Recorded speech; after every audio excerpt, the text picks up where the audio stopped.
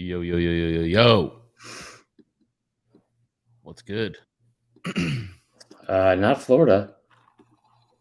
That was a tough one for the Gators. That was not great. Yeah. The old down 30-0 field goal was sad. Yeah, we have to talk about that. Like, I kind of get it, but it's also like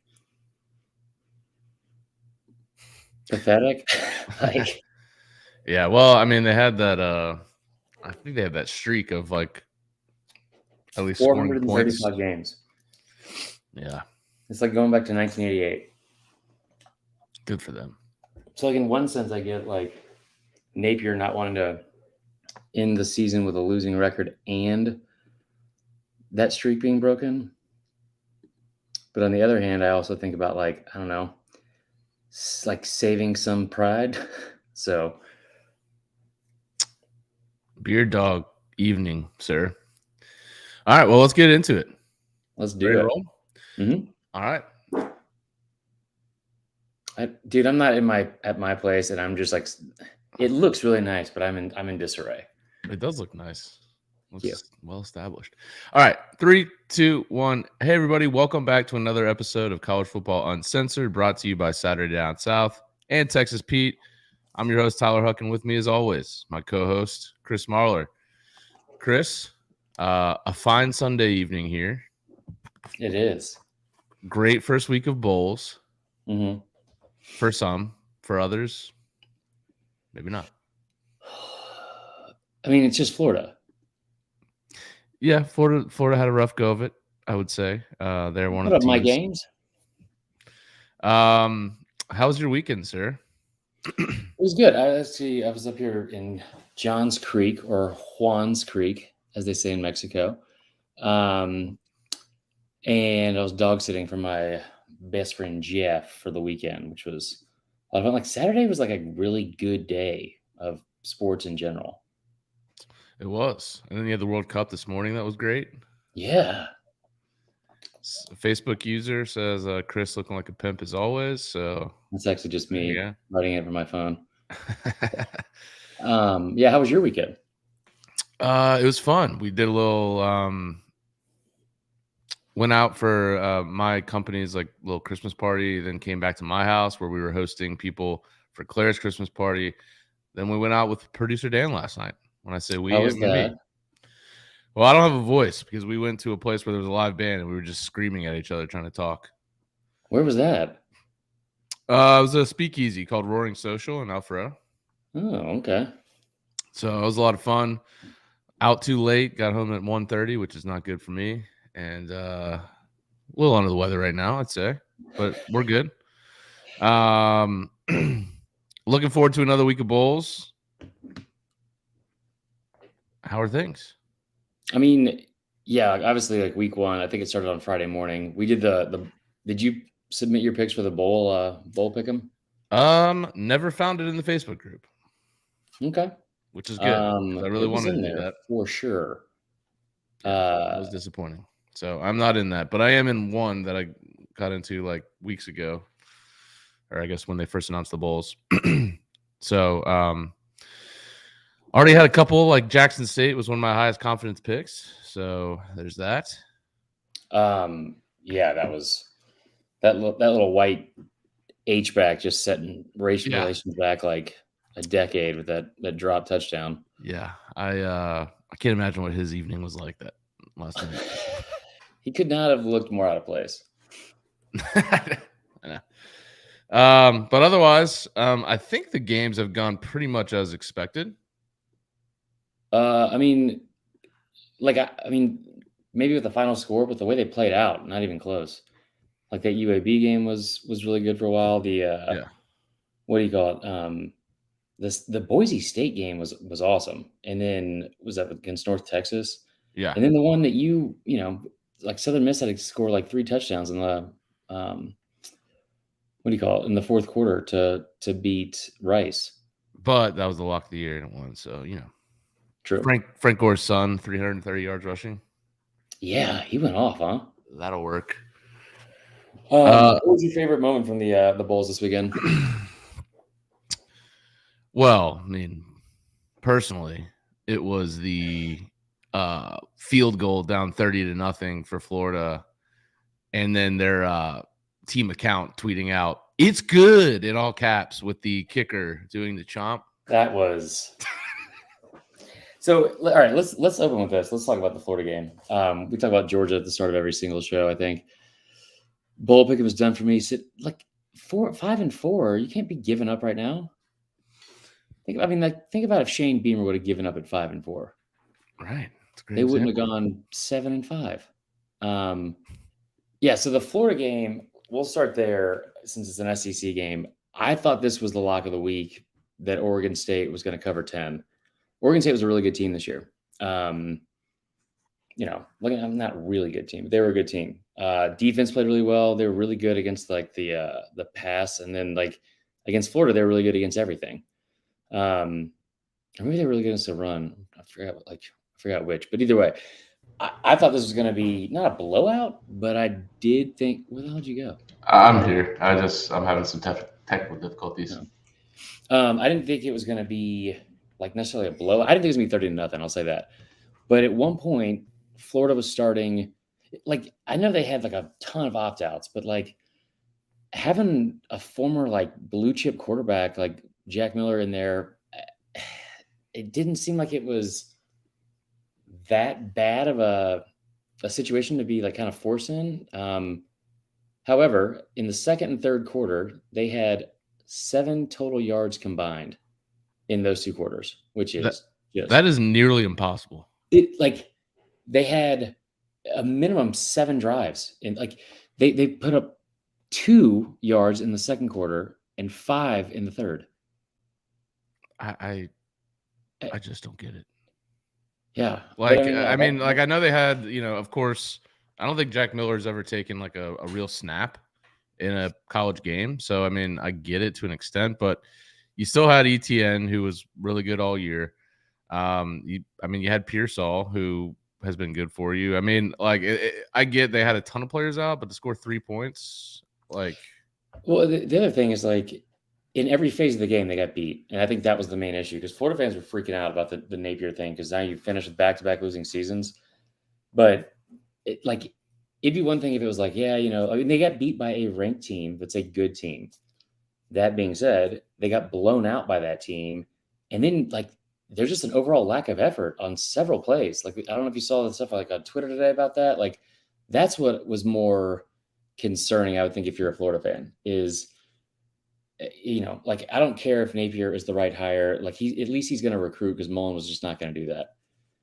Right. But you put yourself in a situation where, I mean, Dan Mullen went to 3 New Year's Six Bowls in a row to start his tenure there.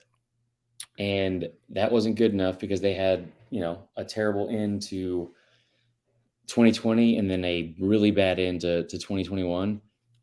But now you find yourself in almost the exact same situation. And fuck, man. Like at one point they had punts blocked, they had no yards on offense, and they were getting just gashed all night. Well, and they had 11 penalties, six false starts. That's just look, I mean, I'm sure they weren't exactly focused, but that's still on coaching no matter what. I mean, it's the Las Vegas Bowl. You want more as a Florida fan, but the other team came prepared and whipped your ass. And, Oregon State was 2-10 in 2018 and now 10-3. So great season for them. The shocking thing for me for Florida was 39 rush yards. Like, they've been a fantastic rushing team all year. And I agree with someone in the Facebook that said it's hard to predict these games with so many opt-outs. I mean, not really. You're just kind of flying blind. Well, people are still opting out of these future bowls. Yeah, but I'm saying, like, that was one of the reasons it was blatantly obvious what was going to happen to them against Oregon State. Also, the line moved, though, towards the start of the game. It was down like 7.5. It was down 7.5. I'm going to send you this. Did you look at Bears, Bear Felica's article about like his like Bears tidbits or whatever it is? No. About like bowl season. Mm-mm. Some really, really like the good tweets he puts out. What's that? Like the tweets that he puts out for every week? That's like Yeah, it's the like the great. weekly article, but he did it for the early games. Okay. I'll pull it up here in a second, and then I'm sending you the Action Network too, because there were some really, really interesting just like trends, I guess, like one from a betting standpoint, and then just in general with like how some of these like conferences as a whole perform. Like, I mean, the Pac-12 hadn't won a bowl game since Oregon beat Wisconsin in the Rose Bowl like several years ago. Interesting. The whole Yeah. conference? What's that? So the whole conference hasn't won a bowl game? The whole conference. We're gonna get into like more of like a betting preview stuff later. But yeah, I mean, I thought that was like the main takeaway. Like I just, and again, I kind of get it with the kick at the end, but that was like you had the ball first and goal from the 3-yard line, and then you find yourself on 4th and 26. Yeah. Yeah, just a nightmare scenario for Florida. I'm sure they're looking forward to getting the season over with. Lost a couple high-profile recruitments to Miami recently. So I think Florida's just ready to move to the next part of the season and see what happens there. They're going to have to pick up a transfer QB. Yeah, for sure. Well, they got that 5-star kid coming in. Also, you got to give credit to Oregon State and that Beaver defense. I haven't seen a Beaver defense like that since prom night, if you know what I mean, brother. Got him. I didn't get me on prom night. Yeah, I figured. Let's see what else. Troy UTSA, surprisingly pretty low scoring there. We had that one wrong, but we picked UAB. Picked Boise State. I had SMU over BYU, so BYU, the backup quarterback, beats SMU. Not a good look there for Rhett Lashley. Fresno gets to 10 wins. Remember, we talked about that game before. You know, they started 1-4. They started 1-4 on the year. They ended up being 10-4. So yeah, and I was telling you, they played really well against the Pac-12, and they dominated from start to finish. I thought the Louisville-Cincinnati game was pretty surprising. That game, there's no part of me that watched that game. They had like 4 fumbles on like 3 consecutive plays. I actually had I went to a holiday brunch on Saturday morning, and one of the couples there was the husband was the outside linebackers coach at Georgia State. He is currently.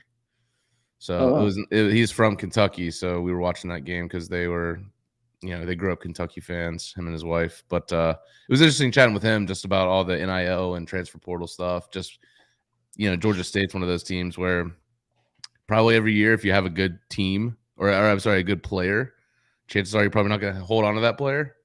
But then again, maybe you can, benefit from a player that wants to move down a level. Yeah, tell us you're married without telling us you're married. Holiday brunch. That is for sure. No doubt about it. But all in all, that the first week of games is obviously some of the worst teams to make a bowl. So you had a couple, like Rice is 5-7, made a bowl. A lot of these teams that lost this game are now, below 500 for the year. So I'm sure the competition is going to certainly ramp up starting this week. I don't know about that, but I mean, we'll see. Anyway, Liberty Toledo. You don't want a piece of that action to Liberty Toledo? I mean, I would take Toledo, I guess, but I mean, there's some of these games are pretty bad. Yeah, now that I look at the schedule, maybe this week isn't the week that it ramps up. No, the week after Christmas, though, for sure. Yeah. And then what was the other thing too? I was going to say somebody brought the Pat McAfee call, which I mean. I like him a lot. I think some people don't like him because he's so much, but I thought he did a great job. Hold on, we got a question here. What do you think the rules for NIL and opt-outs are? Wait, what? Here, do y'all think the rules for NIL and opt-outs and transfer portal will change, or are we stuck now with the way it is? It sucks for all the teams, not just one. I feel like something needs to be done. I feel like, all right, I understand you can't make players play in the pool game, but the last second transfers and other stuff needs to be changed. Thoughts? I actually listened to Josh Pate's latest episode from last Friday, or I guess last Thursday night, and he said that he is hearing that there are some rules coming down to change some of this stuff. So we'll see. I think, as with everything, there's an initial freak out, and then things will adjust. So, the NCAA now has someone that has a former career in politics. So interested to hear how that goes. But they're also on LinkedIn right now. They're hiring several positions for what do you call it? Football compliance and administration positions or administrative positions. Interesting. Yeah. I just sent you 2 links for the betting stuff for later, but yeah, no, like the opt-outs and stuff like that. Everyone talks about how bad it is each year that this has happened. I think like also Florida, that's just becoming like an annual tradition for them just getting trounced in a bowl game. That being said, there's one team that is expecting 0 opt-outs this bowl season. A team They've got near a and dear hot to your team. heart. Huh? They're a team near and dear to your heart. They are. They are. Yeah. So news came out last week that Bama, Pete Thamel, I think, Yeah. announced that there will be no Bama opt-outs for the Sugar Bowl. Bryce Young's going to play. Jahmyr Gibbs is going to play. Will Anderson's going to play. I swear to God, if they get hurt. Yeah, that's not going to be a good look, but they won't. Don't worry. Yeah. No, what were your thoughts on that though? Because I thought it was. There was like rumblings all week about like just the way the season ended, and I think like a lot of disgruntled fans and former players, and there was like multiple former players that came out saying that Bryce Young needed to play and Will Anderson needed to play so they could prove, or they need one of them said they need to come back for another year so they could prove that they could win when it matters. That is the dumbest. Like Come on now. I don't know if fans understand that like these coaches and players owe us nothing. Just like absolutely nothing. I mean, look, I think it's obviously a great look for college football and for, those guys and the culture that, everyone's kind of questioning right now at Bama, that those guys would want to come play a virtually meaningless game, knowing that they're probably, 4 or 5 months away from going in the first round of the playoffs, or I'm saying the first round of the draft. But I think it's great, man. It's, you don't see it as much. You actually more so see the other side of it, which is, who knows how many teams are going to have 15, 20 guys opt out. I mean, they just changed the rule where you can play guys that you planned on redshirting in a bowl game and it won't count. Yeah.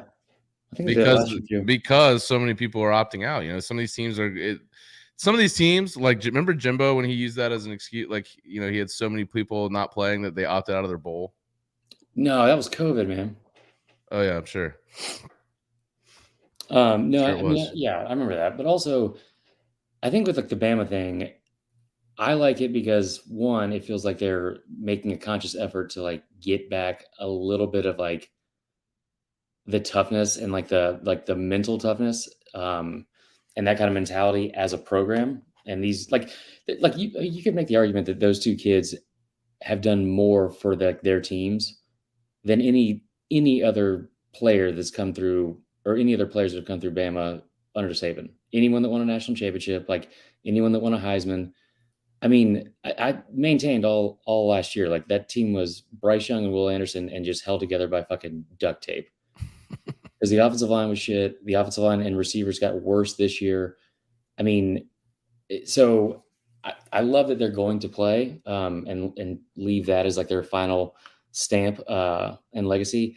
I'll tell you where it could backfire in addition to if they get hurt is if you go out there and now you lose to Kansas State. Yeah, that would be a so how much has the line moved since they announced? Like 3 points? Was it 3.5? Now it's 6.5? I haven't even seen it. I think it got down to 1.5 at one point. Like in the Kansas State money line, I'm looking at Bear Felika's thing. The Kansas State money line when he posted this on December 15th was plus 130. Yeah, I mean that's not good enough value. No. And the other part is too, like with the transfer portal, Bama's already lost 12 players to the portal. A couple that were starters, one that was and then a couple handful that were just contributors. Yeah, I saw JoJo Earl went to TCU, Trayshawn Holden went to Oregon, Javian Cohen went to Miami. Tommy Brockermeyer. Tommy Brockermeyer went to TCU as well. Because it kind of like I've noticed that like Bama has been losing like a ton of players to the portal, which every team goes through it. But the players they've lost over the last 4 to 5 recruiting classes are all of like, not all, but like there's been a lot of elite top recruits from like not just like from their like class, but also from like around the country. Like not just like, oh yeah, it was a high 4-star, but like top 100 players and 5 stars. Yeah, but that's all they get. Right. Not, I mean, but still think about, so listen, all right, we're going to get into the deep dive. All right, get into the Bama's deep got 12 players in the portal. A couple years ago, they signed a recruiting class with 4 top 100 receivers. 3 of them are gone. That was Leary, Holden, Earl. The only one that's back is what do you call it? Is Ja'Cory Brooks. The other time Bama's ever done that, where they had at least 3 or 4 top 100 receivers in one class, was in 2017, and that was Devonta Smith, Jerry Jeudy, and Henry Ruggs, which worked out a little bit better than these kids. Yeah. Then they lost Aaron Anderson, who was a 4-star, like in the LSU. 35 or 35th ranked player in the country last year. Tommy Brockermeyer was like a 5-star tackle, number 6 overall player in the country coming to high school. Trey Sanders, obviously his career has not like turned out as great as you wanted, but you got 12 kids that are in the portal and a lot of offensive linemen. Like what are the 2 units that are the worst for Alabama over the past year? Definitely receiver and O-line. And O-line. So one, they're going to be down to just 11 scholarship offensive linemen for the bowl game. Which seems like a lot, but it's not. Right. Because like half those guys probably have never played a snap. Right.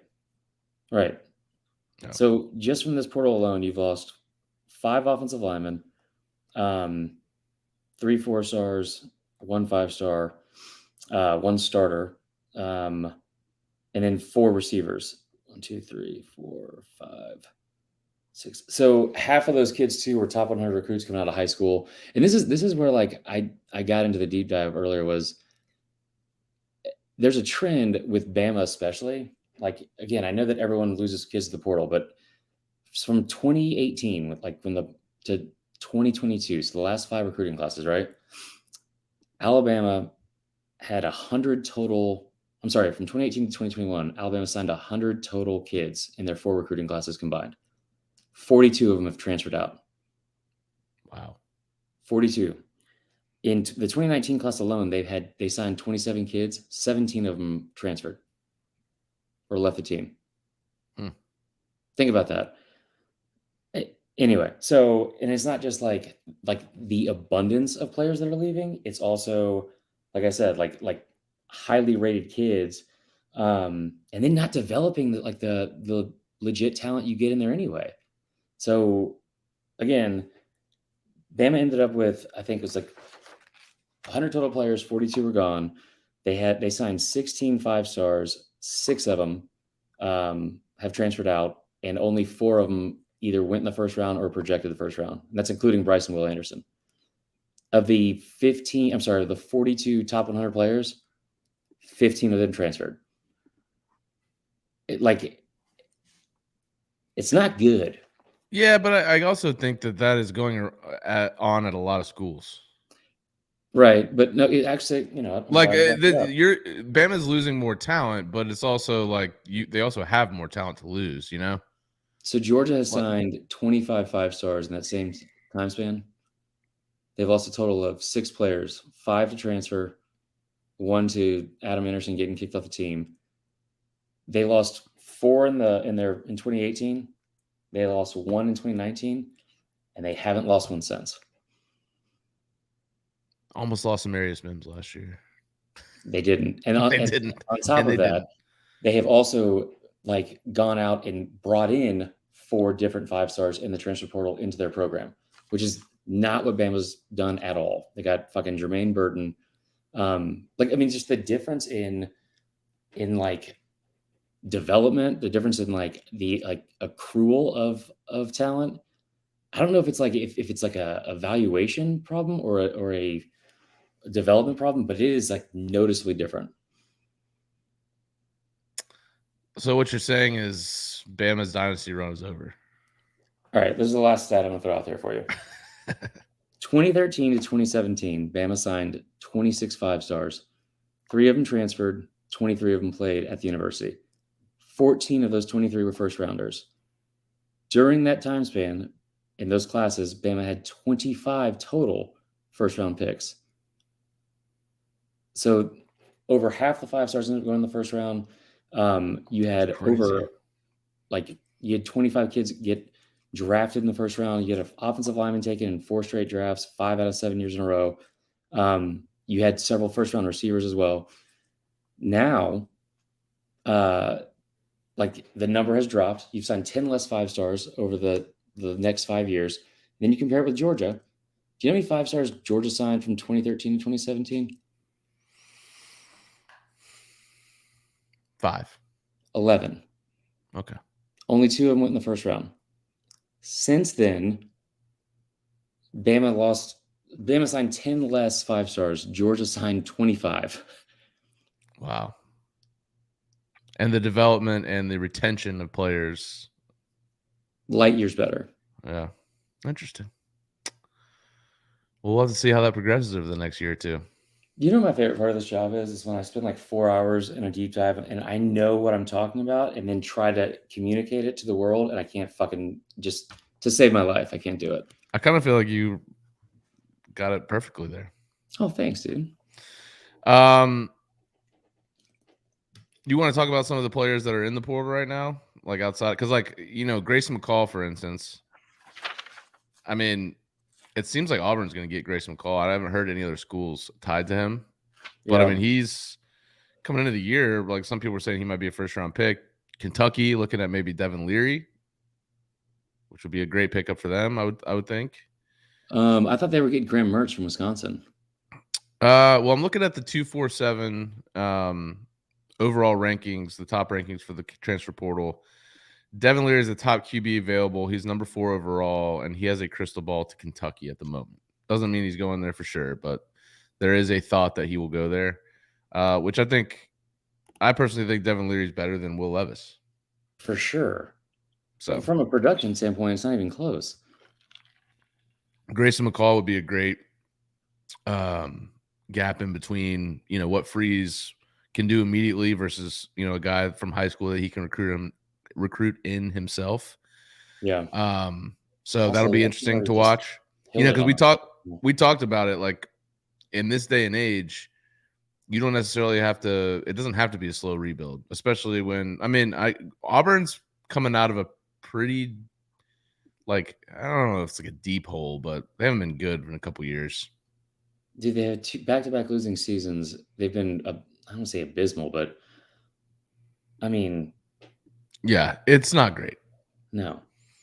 So getting a guy like Grayson McCall to hop in with Freeze and then maybe potentially get some other. I mean, it sounds like they got their NIL game going. I mean, maybe they get it turned around pretty quickly. So we'll see on that. You got the Denver Harris kid. I mean, Michigan's like tearing it up in the portal right now. Are they? They just got the number 1 overall player. He's a linebacker that transferred from Nebraska. They got a top 11 O lineman out of Arizona State. They just got 2 O linemen from Stanford today. So yeah, they're doing really well. Saw it mentioned in the chat here from the Herman Brown, who's just absolutely crushing the comments. We appreciate you. Yeah. Jaheim Bell went to Florida State, which is awesome. Love that pick. I actually saw a buddy of mine out last night who's a South Carolina grad, and he was angry with me that Jaheim Bell. How much did you guys pay him? I don't know. Hopefully a lot. Yeah, that's the whole point now. Yeah. I know South Carolina fans were a little perturbed that they think that, you know, Florida State tampered, but I got news for you. If you're not tampering, you're not trying in this day and age. Yeah, for sure. But lost in all the talk of transfer portal shit is that there's actually a signing day this week. Oh my God. High school signing day. Yes. What are your thoughts here? Because it looks like let me look at the rankings right now. All right, so this is the way I do this every single year now. Like, I used to love keeping up with recruiting, when it was like spaced out and like after the end of the season. But now, like, I mean, Josh Pate pointed this out the other day too. Like in the month of December alone, you have conference championship games, the Heisman and awards, like what do you call it, circuit. You have finals, bowl prep, recruiting, signing day, and Christmas. It's a lot. That's a lot. That's a lot. So I just don't keep up with it all year round anymore, just because it's, and also with the amount of people that flip. But looking at it now, like we talked about this last year too, because the early signing period is really, I think it's really good for players, and I think coaches for the most part, like have said that they've been more in favor of it too. But um, they have, like it takes away from, I think, a little bit of like the fun of signing day. Like I used to, like me and Kyle Price used to like in college we would plan for like a week what we were gonna do on signing day, and would just like skip all of our classes, right? Like, we had like a schedule of like everyone that was going to be announcing that day, and it was like fun. It was like a fun time. I have the top 100 players currently in the 247 player rankings. Only 10 aren't committed right now. Yeah, it's definitely because the whole timeline got pushed up. You're seeing most people fill up their class by the time the football season kicks off, which is just a weird thing. But I will say, we saw this last year with the Travis Hunter thing, but also other recruits as well, is this NIL, someone could sweep in with a huge NIL deal last minute and get some of these guys to flip. So that's something that is a little bit more new, I guess, in this day and age. But yeah, I'm the same way. I used to love signing day. I mean, I used to make sure I didn't have any meetings that day, and I'd be watching, whatever I could all day long to see all these commits. And now it's just like, to your point, they're all committed already. So it's just a little, I don't know, a little lackluster as compared to what it used to be. But we'll see. I mean, there's still some top guys out on the boards. There's some guys that have come off the board recently, but out of the top 247 guys, you've got the Damon Wilson kid from Florida, 5-star, who's looking at Georgia, looking at Ohio State. Mm-hmm. You got the Nicholas Harbor guy, who's crystal balled to South Carolina. Yeah, 5-star? the kid from DC. Yeah, I don't know what there's got to be a connection there. Or I mean, maybe he just wants to go 8-4 Columbia and sweat his ass off in Cola. You got Deuce Robinson, the number 1 tight end in the country. Little known fact, son of former Florida State receiver Dominic Robinson. We can't get a sniff. That's great.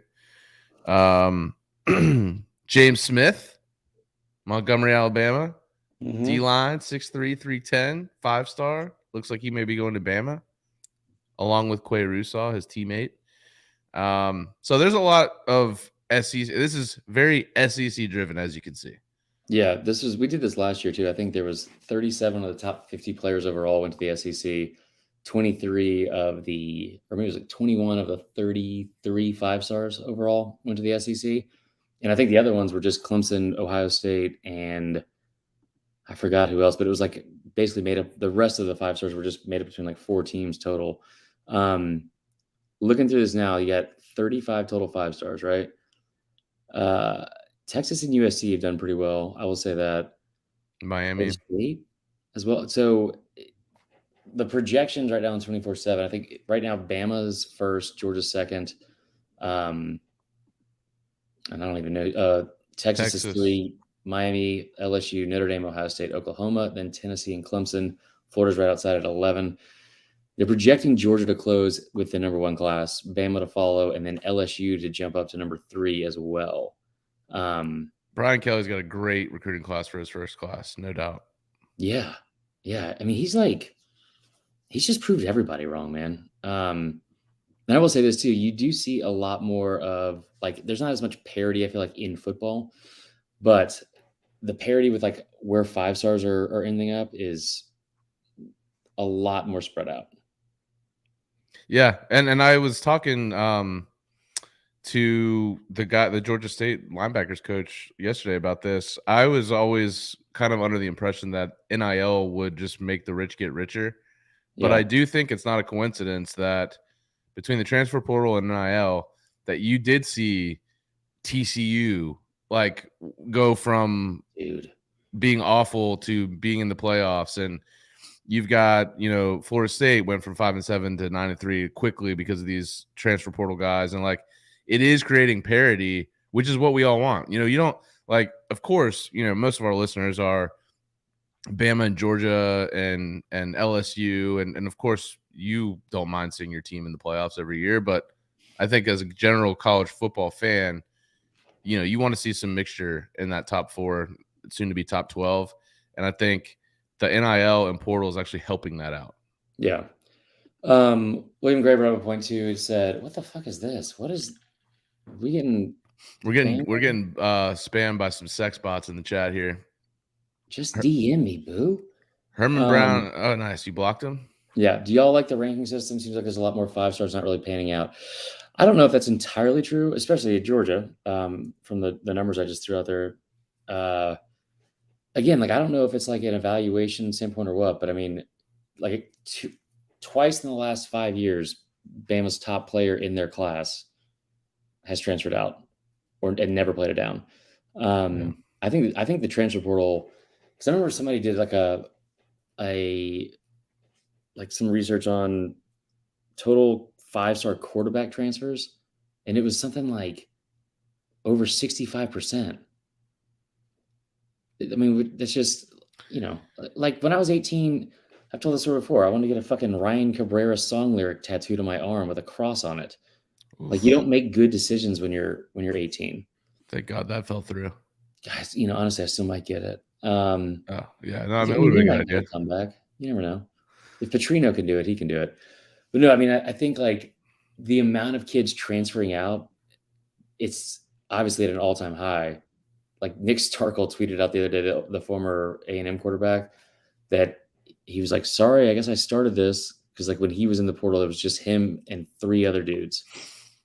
I'm sure Nick Starkel really created a movement. He did, dude. He's fucking a believer for one. Anyway, but so when he was in it, it was like him and 3 other dudes, and now there's like 1,300 people. So I'm not going to get into the whole like Bama bump and they only do the 5 stars based off of like, what do you call it? They raise once they commit to Bama, they get a better ranking. Part of me feels like they should. I mean, if the top program in the country is evaluating you and says, "Hey, I've only got 20 scholarships to give out, and you're going to get 1," then maybe the nerds like me and you that are like sitting there watching tape maybe didn't rank them the right way. First of all, I want to be very clear that I don't rank anybody. That's true, me either. But I didn't want to call anybody else out. So no, I mean, I think also like COVID really fucked up a lot of. Couldn't get on the road and evaluate. Half the teams in the country didn't even play any games. Right. So you also didn't get like that. I mean, there's so many kids that like not just develop physically from their junior or senior year, but they also like either have a big season or like, finally come into their own or get a chance to start or whatever. So like for recruiting, like that senior year is like super, super important. I mean, and like so many kids didn't get that. Yep. Anyway. All right. So what do we have next on here? Let's see. We talked high school recruiting, and we'll talk more about it later in the week. If we can get someone to produce our podcast this week. What's up?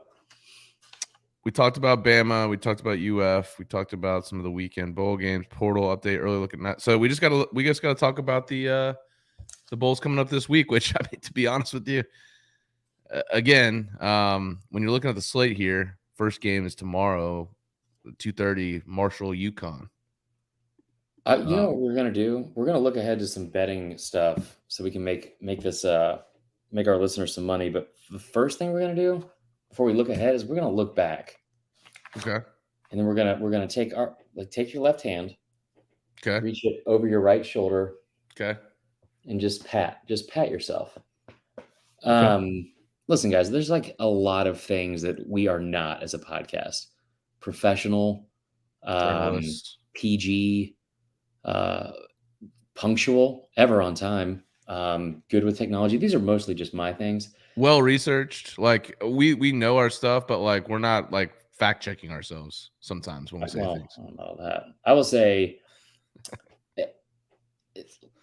I mean, like, I know a lot of times, like, we don't take ourselves seriously. We're a But this podcast. season, We're by common men for the common men. We we are just fans. That's we've never portrayed ourselves any differently. okay, well, now you're doing too much because I want to take a second because we fucking killed it this year. I mean, like, fucking killed it. I went back and looked at our preseason predictions that we put on tape or in the podcast or whatever. I have in front of me 3, 4, 5, 6, 7, 8, 9, 10, 11, 12, 13, 14 total that we made. Okay. Tyler, we had 3 that were wrong. Love that. So if you follow along with like SDS on the like on YouTube especially, or like you said with our podcast, we did several videos and segments where we talked about like the prop bets for the season. Prop bets were Bryce Young under 3,859 yards, Hendon Hooker over 2,769 yards, Brock Bowers under 10.5 regular season receiving touchdowns. Fucking 3 for 3 right off the bat. Go. You had Ole Miss over 7.5 wins. That was wrong. Okay, nice. Start me out on the wrong side. Okay. Mississippi State over 6.5. Correct. Arkansas under 7.5. Both of us had Tennessee over 7. I had UGA over 10.5 and 11.5. That was like the block of the year. Kentucky under 8 wins. Nailed it. I had Georgia picked to win the SEC championship. You had Bama. I said Bama was not going to make the playoff. I said they were going to lose 2 games this year. You had Michigan over 9.5. I had Maryland over 6.5. You had Indiana under 4, and they pushed. And the only other thing we got wrong was Ohio State not winning the Big Ten. But we did have them in the playoffs, and they were there. And I think I had Michigan in the playoffs too. Yeah. So just phenomenal stuff from this year. You missed your Syracuse pick. Oh yeah, I had that one too. Yeah, over the win total in Syracuse. So yeah, we did a good job. You know, if you guys are listening, we're making you some money. All right. Mm-hmm. So back off when we have a bad week. All right. Do you have any good bets this week? I mean, look, you've got tomorrow. You've got, like I said, Marshall and UConn, Myrtle Beach Bowl, Conway, South Carolina. Not even in Myrtle Beach. UConn is Carolina's home field. Okay. UConn is plus 11 in the game. Total's 40. All right, open up the links I sent you via text. You want me to just pull them up, like share my screen? All right. So, like I said, Barefoot League can put out a bunch of notes, and also Action Network. And here's a couple that I thought were interesting just going into the season. I was in a Twitter space today with some Ohio State fans who were very confident. I thought Elon took spaces away. He did for like a day and a half because he was being a little bitch. But very confident that they were going to beat Georgia and then they would win the rematch against Michigan. Michigan fans were confident in that as well because Georgia hadn't really played anybody and they weren't proven and they hadn't played a physical team like Michigan before or a team with the receivers that Ohio State has. It was a lot. It was a whole lot going on. One person said that Jim Harbaugh was the best coach in America, X's and O's. Okay. So there was that. Also said he should get more credit than he's getting because that was a 10-year rebuild for that program because of what Rich Rodriguez did. That 10 seems long. I'm just going to say it. First off, I've never planned for anything 10 years in advance besides that engagement, I think. We all know how that turned out. So, okay, these are the trends I got for the bowl season. You ready? Where the hell did it go? Hold on. Okay. So this week you have the Gasparilla Bowl with Mizzou and Wake Forest. Hammer Wake Forest. Absolutely hammer Wake Forest. So that's it for this week for the SEC. Mizzou and Wake. Yep. Just an absolute fucking barn burner. Yeah. Looking at the playoff and stuff like that. You were talking about this last week, how you just hope there's a good game, which is the most pussy shit I think I've ever heard. But I also agree with you. In the college football playoff, favorites are 12-4 overall in the 16 total semifinal games that have been played. Also, favorites are 9-1 and 9-1 straight up, and 7-3 against the spread in the last 5 years in the semifinals. Just dominating, right? In the 16 total semifinal games, only 3 have been decided by single digits. 9 of the 16 were decided by 20 or more points. Also, winners in all college football playoff games, including the finals, are 20-4 against the spread. All 4 losses are from Bama. Wow. So the moral of that is, and this I did this last year in the national championship. Instead of taking Georgia -3.5, I took an alternate line and took them at -10 because it's like plus 250 or plus 300. It's way better payout, and probably a good spot to do that in, considering how many blowouts consistently happen in the playoff. Looking at conferences in general, the SEC is 13-3 straight up since 2019, 9-5-1 against the spread, and 16-6 against the Big Ten. The only other conference that's put up really good numbers is the Big 12. They are 10-2 in their last 12 bowl games, 9-3 against the spread in the last 2 years. Also, I'm pretty sure Oklahoma State has covered like 5 straight bowl games, all of them by less than 5 points. Really? Yeah. The ACC, Not teams good. not named Clemson are 4-15 overall in bowl games. And That's since 2-12 2019.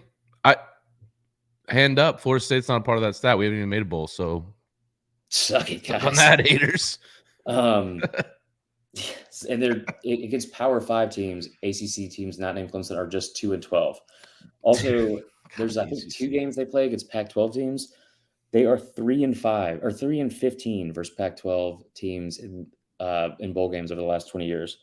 And finally, the Big Ten, my favorite. Of course, they get shit on from the SEC every time they play.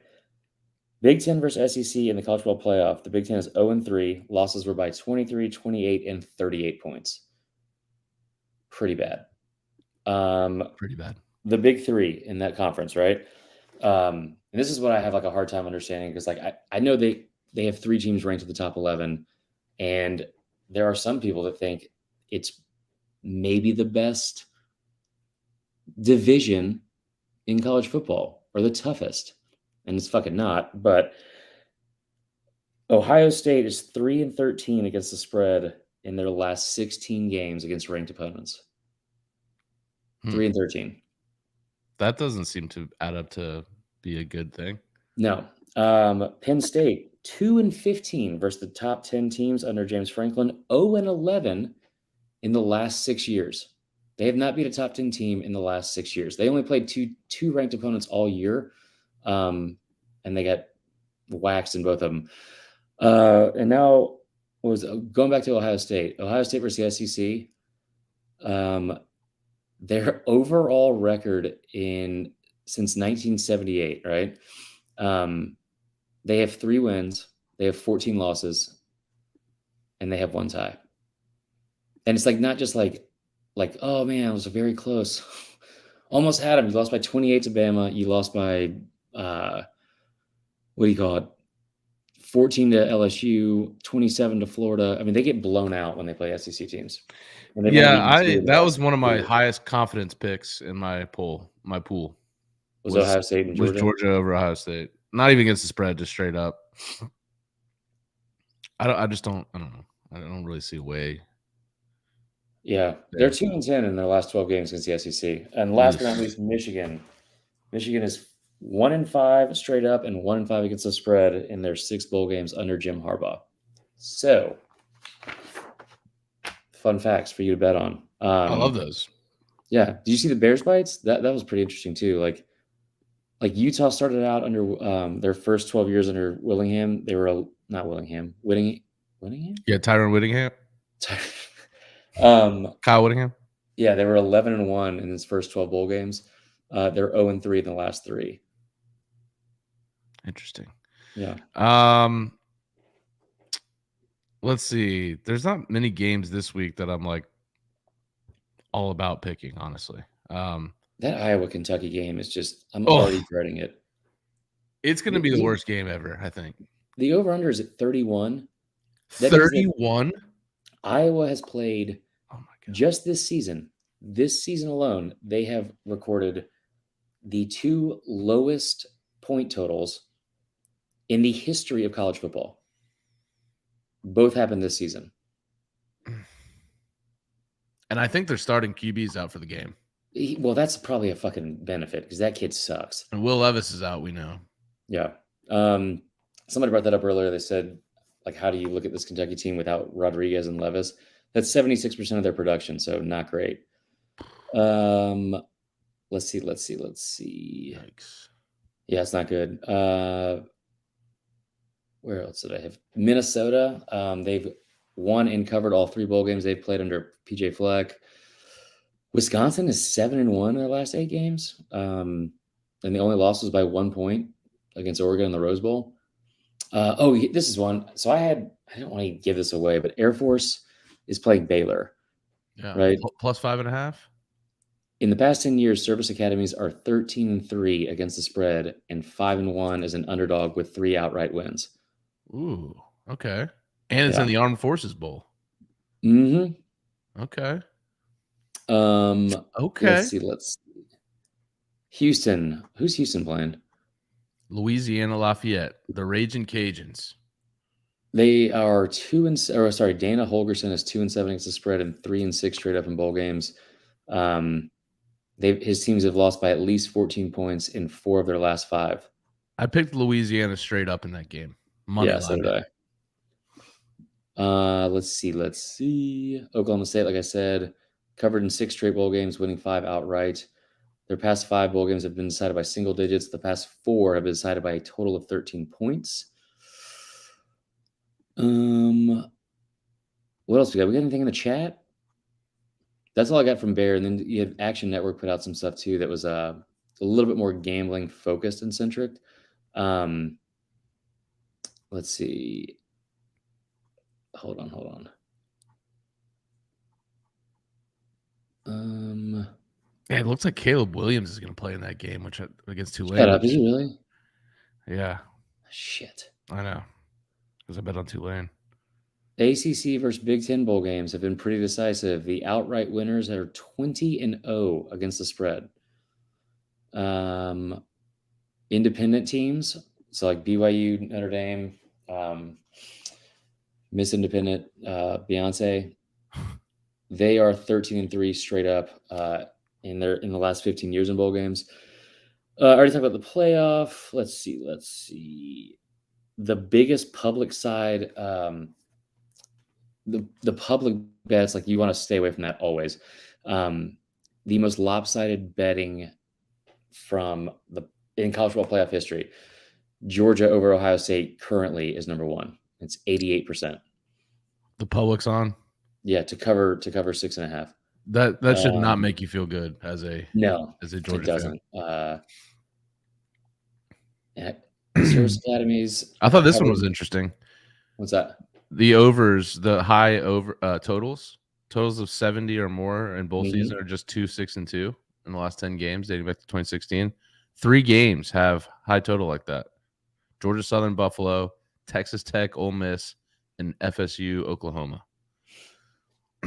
Yeah, all that information also I gave you about James Franklin. He's gone to 10 bowl games, and the over is 8-2. And they've covered the over by an average of 11 points. So they're like going over by a lot. Also, Utah has a great offense. That Duke UCF game is pretty interesting. The total's gone over in the last 6 Duke bowl games. Let's see. They're 5-0 against the spread in the last 5 this decade. Gus Malzahn is not good again in bowl games. I think he's 3-6 straight up as a head coach in bowl games. Noted. Yeah. Let's see. Fade bad defensive favorites in bowl games. What's that? Fade bad defensive favorites in bowl games. In bowl season, teams that allow 24 points per game or more as favorites are 94, 125, and 3 against the spread since 2005 for a minus 16% ROI. Ugh.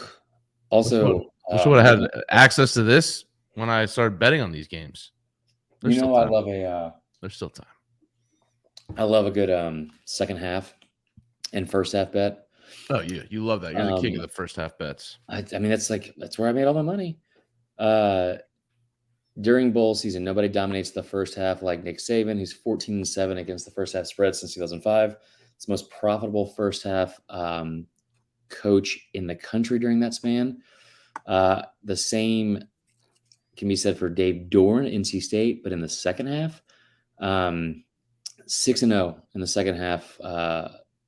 What do you call it in bowl games since he's been the head coach there, and then Iowa, Kentucky. I'm not going to bet that, but when trailing at the half, Iowa head coach Kirk Ferentz is 7-1 against the second half spread.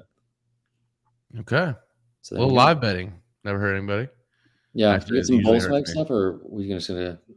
Ooh, the bowl swag stuff. Okay, yeah, let's do that, and then we'll close out. Oh, and while we're doing that, there's one not serious issue, but I'm just gonna get up on a soapbox here for a second. But did you see the Jalen Carter shit this week?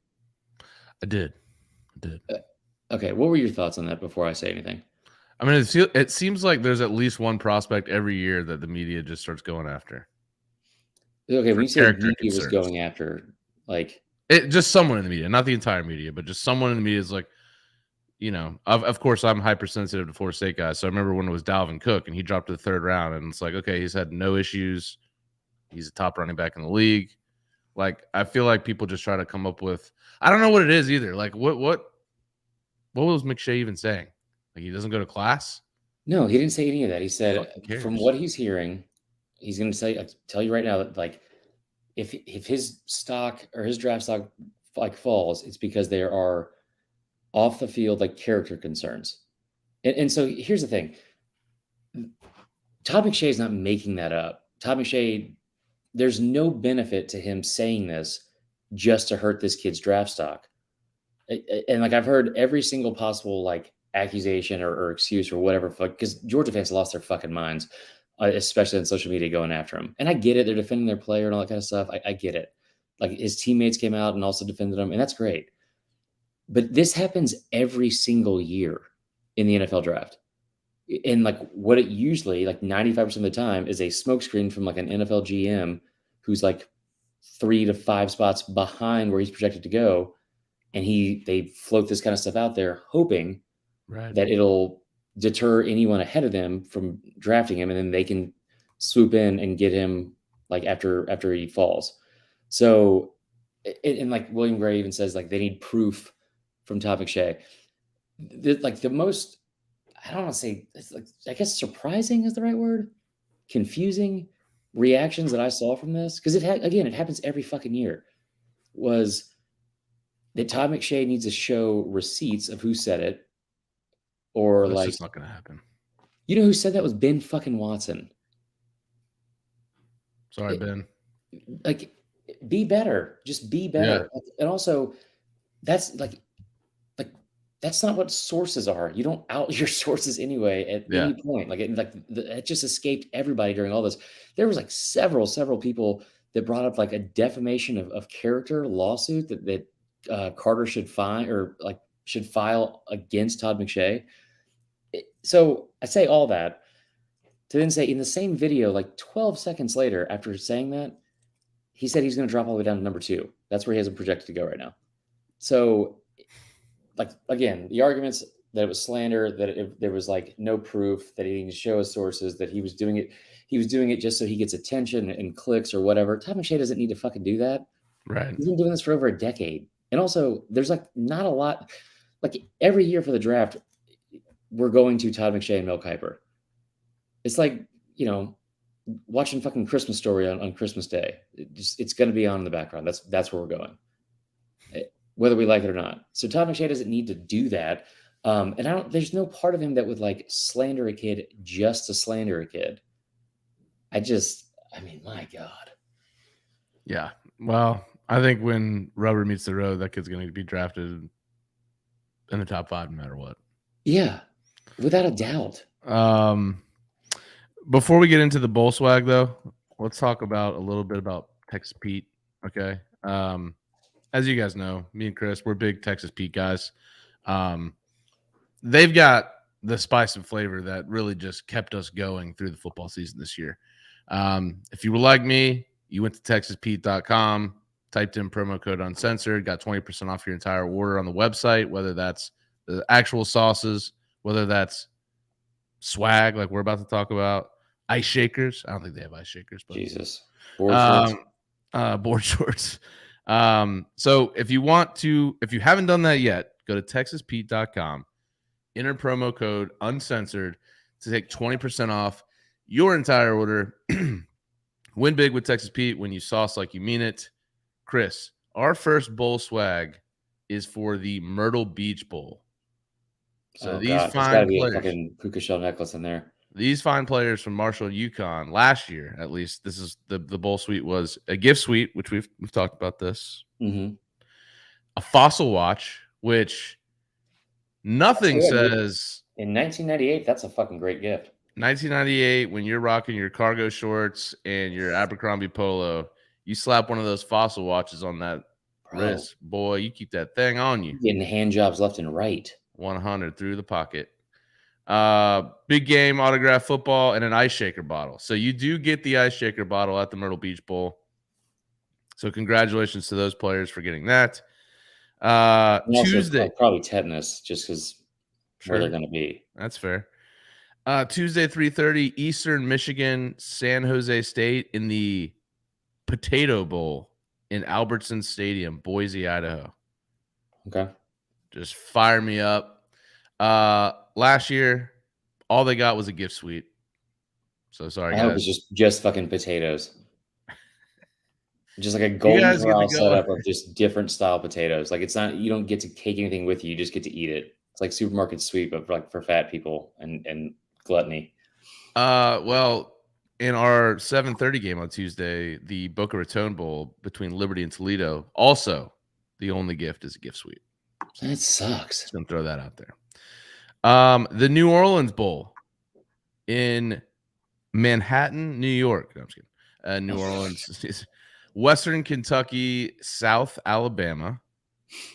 Let's see. New Orleans Bowl gift suite. Ugh, Jesus. Fossil watch. That's it? Just those two things? That's it. This is like the laziest shit ever. I feel like this is like what like my parents would give me like when I was in middle school. Well, let's go to the Armed Forces Bowl, the Lockheed Martin Armed Forces Bowl between Baylor and Air Force. 2-year stint in Vietnam. You also get an M16. Shut the fuck up. You get a gift suite, which we know, a beanie. So you ever go on eBay, you're trying to get yourself a little Lockheed Martin Armed Forces swag. Maybe somebody's selling that thing online. Get you a beanie. An action face figure, which don't know what that is. What the fuck? A Google Chromecast, which what? I guess you get like a Google Chromecast stick to put in your TV, which just I don't know. And a commemorative football. I don't know where we went wrong with these bowl swags, but I mean, and maybe they'll get a little bit better once we get to the better bowls. But I don't see that happening. When it comes to the Radiance Technologies Independence Bowl, which is in Shreveport, Louisiana, that is the Louisiana-Houston game. You get a gift suite, a Fossil watch, a New Era beanie, and a commemorative football. How did Fossil place themselves square in the middle of bowl season? Every year, Fossil's just coming out there. No clue. Like I feel like structure would also be like in play here. PacSun for sure. Yeah, good point from William Gray. At least give out some hoodies. Everyone loves hoodies.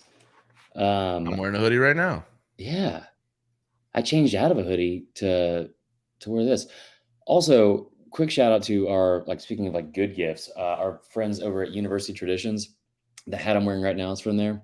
They haven't made a Florida State design yet. But every single SEC team represented. Y'all should go check them out. Really, really good hats, and they got a whole new Georgia lines coming out this week too. Oh, nice. Yeah. Friday, the Gasparilla Bowl What the fuck is a Gasparilla? So Gasparilla is actually I haven't been, but it's big in Florida. Yeah, it's a pirate parade. A pirate parade in Tampa. Like everyone gets in their boats, dressed up pirates.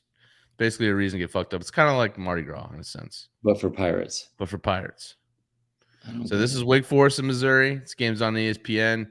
Last year, gift suite, headphones, cooler backpack, which, I mean, depending on the brand, that could be kind of sweet. A beach towel. You're going to be down in Florida, maybe hit the beach, got a towel now, and an ice shaker bottle. Okay. So there's that. Saturday, man, there's only so that's I'm not liking the schedules here.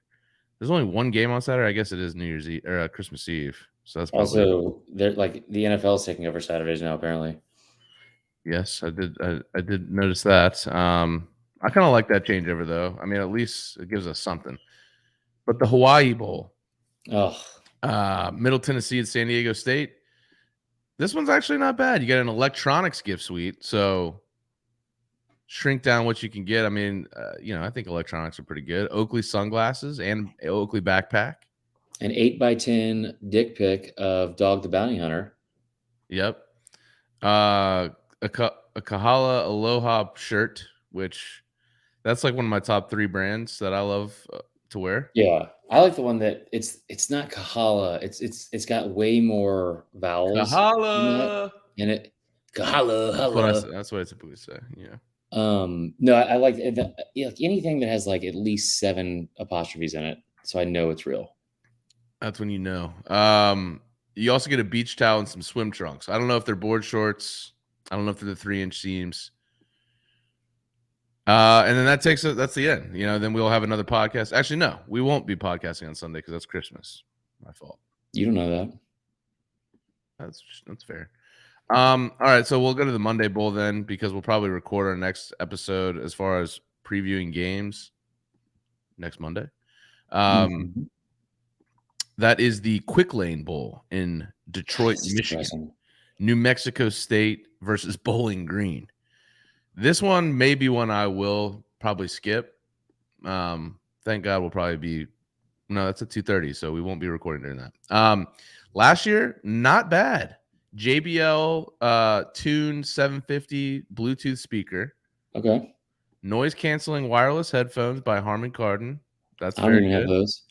$175 Best Buy gift card. Photo Slap life-sized photo stickers. A backpack and tag, a commemorative football, and other game merchandise. Wait, what merchandise? Other game merchandise. No, I don't think it's like other another game merchandise. And I was like, this No, is that would have been weird. yeah, very weird. So, not the best lineup there for the bowl swag. No, it's really depressing for the week before Christmas. So, maybe take some time off, go spend some time with your family. Yeah. Not a great lineup, but if you're a Missouri fan, good luck. And yeah, we will be recording. I think the plan is Wednesday for signing day. Yeah. So, Wednesday night for signing day, and then I think Mizzou or maybe we could just do it we could possibly just do it Thursday because Mizzou plays on Wednesday night as well. Or is it? What time is that game? Mizzou game is at 6:30 on Friday night. Okay, so maybe we'll record either Wednesday or Thursday, but you'll definitely have another pod coming out before Christmas, and then the week after, man, you get ramped up, and that's like the best week of the year. Love it, can't wait. All right, guys. Well, if you're listening on YouTube, we appreciate it. Our live listeners got up pretty good tonight. If you're not, you're listening to the pod, we appreciate that as well. Go rank us 5 stars on Apple Podcasts, Spotify. If you're in the YouTube, go ahead and hit like and subscribe so we can. And the more you guys comment on the YouTube, the better. It helps all the algorithm shit that I don't know how it works, but I know it helps when you comment on the YouTube. So go ahead and do that. And we appreciate you guys that are in the Facebook group as well that are watching. Anything else, Chris? No, I know the holidays are tough for some people. So, like I said, around Thanksgiving, anybody that is kind of going through it or needs someone to talk to, DMs are open as always for the holiday season. And I'm not even going home, so I'll be bored anyway. So, cool. If anyone needs to get shit off their chest, or just maybe talk about what about get shit on their chest? Calling. So what? What if they need shit on their chest? Are you down to do that as well? So I haven't done that, and I'm not going to. Like, if it's in a cup, sure. And like I have like at least 1 to 2 other girls with me as I do it. But no, that's just not very sanitary to shed something's chest. So just getting shit off the chest this holiday season. Yeah, exactly. Okay, cool. All right, guys. Well, we appreciate you tuning in, and we will talk to you later this week.